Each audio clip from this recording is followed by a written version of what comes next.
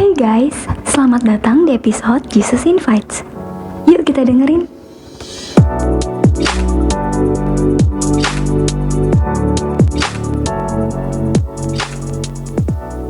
Hey guys, welcome ke episode pertama daripada Jesus Invites, di mana kita akan membahas berbagai macam topik. Kita akan sharing tentang berbagai macam topik-topik, di mana topik tentang kehidupan bersama dengan Kristus, atau kehidupan kita, perjalanan kita, dan lain-lain. Semoga menarik ya. Pertama, topik yang mau dibahas ialah tentang arti hidup, ya, tentang meaning of life. Ya, jangan langsung kabur ya, kayaknya berat banget gitu tentang arti hidup gitu topik pertama. Tapi ya sabar bentar ini ya, bakal menarik gitu ya. Jadi arti hidup itu apa sih ya kalau buat lu sendiri gitu?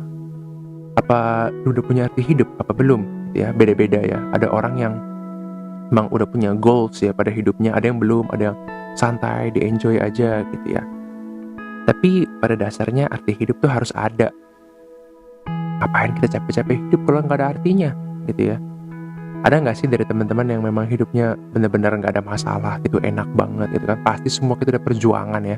Mau kita masih sekolah, kita kuliah, kita kerja, kita harus at least kita harus bangun pagi gitu ya, kita udah perjuangan gitu ya. Kita harus kerja, harus nyari duit, harus hidup. Apalagi kalau udah kerja ya harus nyari duit gitu ya kan, harus mikir masa depan dan lain-lain, dan semua itu ya seringkali bikin capek gitu ya. Dan kalau nggak ada artinya, forward gitu kan, capek-capek kita hidup. Jadi kalau misalnya teman-teman ya masih nggak terlalu mikir arti hidup, masih santai gitu ya, pasti nanti juga bakal nyari juga arti hidup gitu. Dan kalau teman-teman memang lagi nyari arti hidup gitu ya, apa sih gunanya semua ini, stay tune dan dengerin ya. Nah, jadi apa sih arti hidup kalau bagi perspektif dunia gitu ya kan? Kalau dunia itu kan menawarkan kita arti hidup tuh kita harus sukses, atau kita harus berhasil, harus bikin bangga gitu kan, harus terkenal banyak ya, atau harus punya jodoh, atau harus punya ini punya itu gitu kan, baru hidupnya kayak berarti gitu kan. Kalau yang saya kita kayak Jeff Bezos gitu kan, baru hidup berarti gitu kan. Tapi kalau kita cuman satu orang nggak jelas entah di mana gitu, nggak ingat kita nggak berarti gitu ya. Nah teman-teman, kalau misalnya teman-teman masih punya perspektif seperti itu ya, masih punya arti hidupnya kayak seperti itu, di mana gue harus sukses gitu ya, gue harus ini, gue harus itu, gue punya goals ini, gue harus berhasil ini, gue punya itu. Nah itu kita nggak salah ya kalau kita punya goals. Tapi kalau itu menjadi arti hidup kita gitu ya, itu jadi guna eksistensi kita gitu ya, nah itu baru gimana gue bilang itu salah. Lah kok salah gitu ya? Salah karena ada sebagai orang Kristen ada yang lebih berarti gitu ya, ada yang lebih besar daripada itu, ada yang lebih berguna daripada sekedar cuman kita berhasil dalam hidup ini. Ya ini bukan gua narsis gitu ya, maksudnya karena gua pendeta jadi pasti hidup gua paling berarti dan lain-lain, dan kayaknya pasti paling lebih lah daripada yang lainnya. Bukan begitu ya. Gua sendiri pun juga kerja kok, gua ada kerja sekuler, gua kerja di kantor juga ya. Jadi bukannya itu semua nggak ada gunanya sama sekali, tapi semuanya itu bagi gue gak ada artinya dibandingkan dengan menjadi seorang hamba Tuhan, seorang yang melayani Tuhan. Nah, kenapa sih ya memang yang dunia itu menurut gue kalah ya dibandingkan sama hal-hal pelayanan begitu ya, hal-hal rohani, hal-hal spiritual begitu. Ya pertama ya logika aja gitu ya, kalau misalnya kita berhasil pada dunia ini, kita berhasil menjadi orang terkenal, kita berhasil sukses, kita berhasil kaya, kita berhasil bikin bangga lah, kita bisa ngumpulin uang sebanyak-banyaknya ya gitu, atau ya sejenis itulah, kita sukses pada mata dunia. Tapi pada akhirnya sehebat-hebatnya kita gitu ya, sesukses-suksesnya kita, mau hidup sampai berapa lama di dunia? Paling lama 70 tahun, 80 tahun, ya 100 tahun kalau misalnya sehat banget gitu ya. Tapi pada akhirnya semua juga akan berakhir gitu.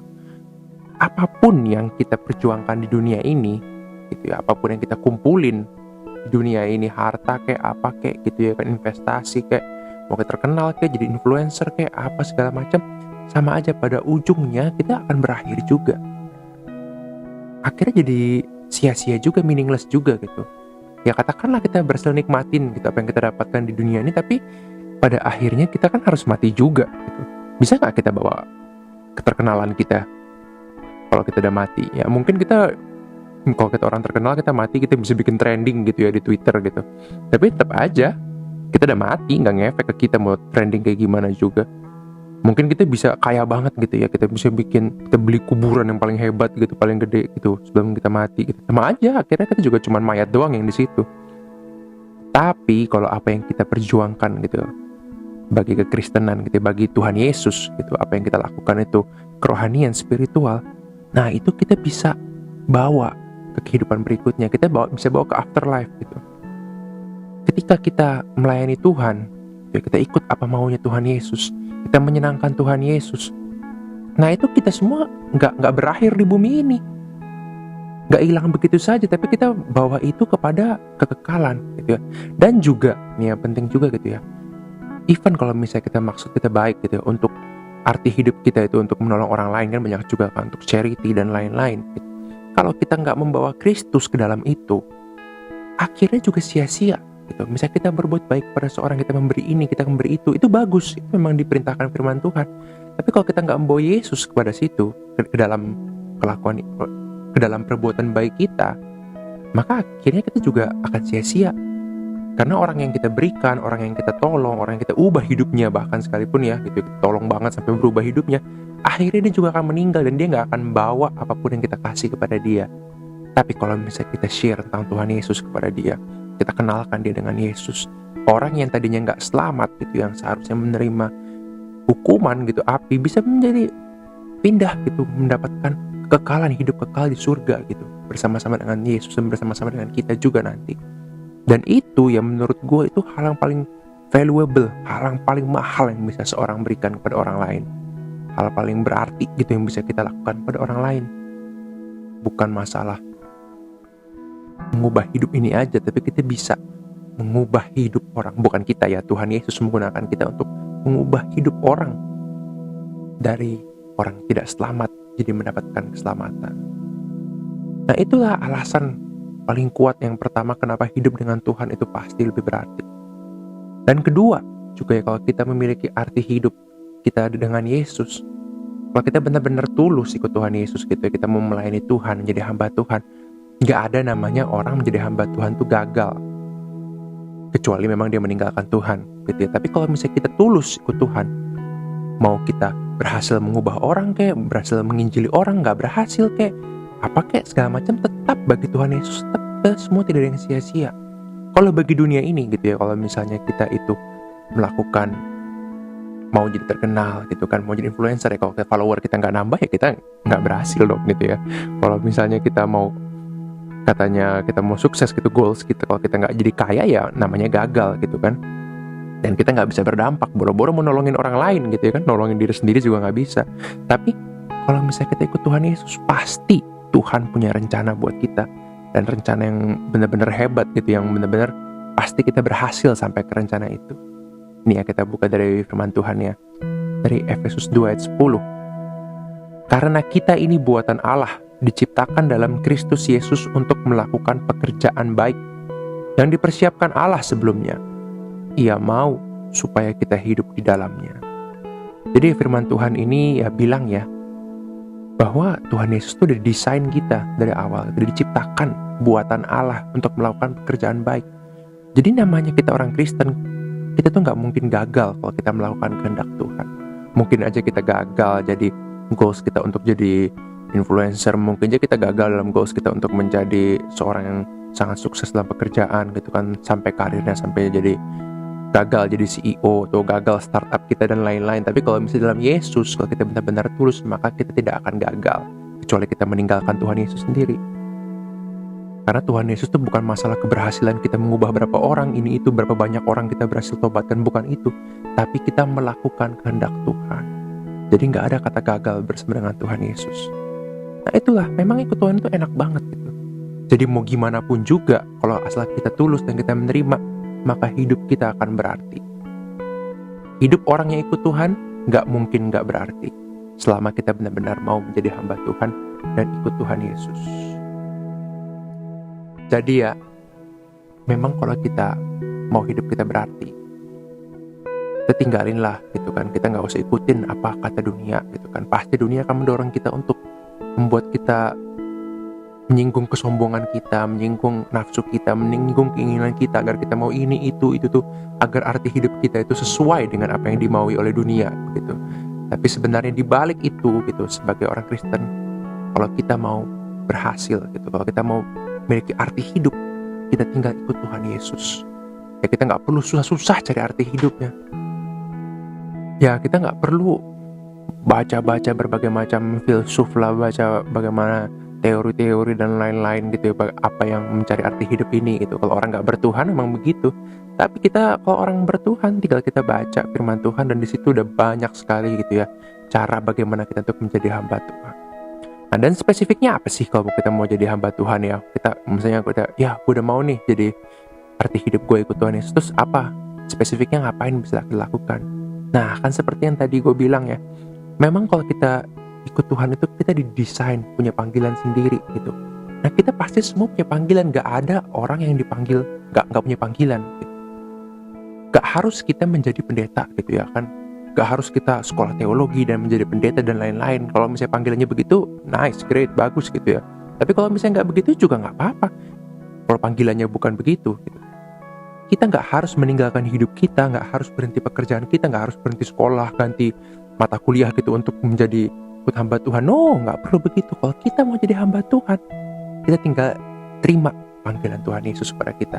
Kita terima panggilan Tuhan kepada kita, dan kita jalani panggilan yang akan pasti Tuhan berikan kepada kita. Banyak kesempatan untuk menjadi hamba Tuhan. Misalnya di gereja kita masing-masing ada kesempatan untuk melayani Tuhan. Apapun, dari usher sampai pendeta sampai pengkhotbah, itu semua melayani Tuhan. Kalau misalnya kita punya teman-teman yang belum percaya Tuhan Yesus gitu, yang belum kenal Tuhan Yesus, atau keluarga kita yang kita cintai belum kenal Tuhan Yesus, kita bersaksi tentang Tuhan Yesus kepada mereka. Gak perlu kita dapat gelar pendeta, tapi kita bisa bersaksi. Siapapun yang membaca firman Tuhan, yang mengenal Tuhan Yesus bisa bersaksi. Kita berkelakuan baik kepada teman-teman kita, menunjukkan kita sebagai orang Kristen itu berkelakuan baik, itu juga sudah hidup sebagai hamba Tuhan. Banyak gitu ya. Dan kalau misalnya kita menjadi hamba Tuhan, pasti banyak juga. Makin kita bisa bertumbuh, makin bisa banyak kita lakukan menjadi hamba Tuhan.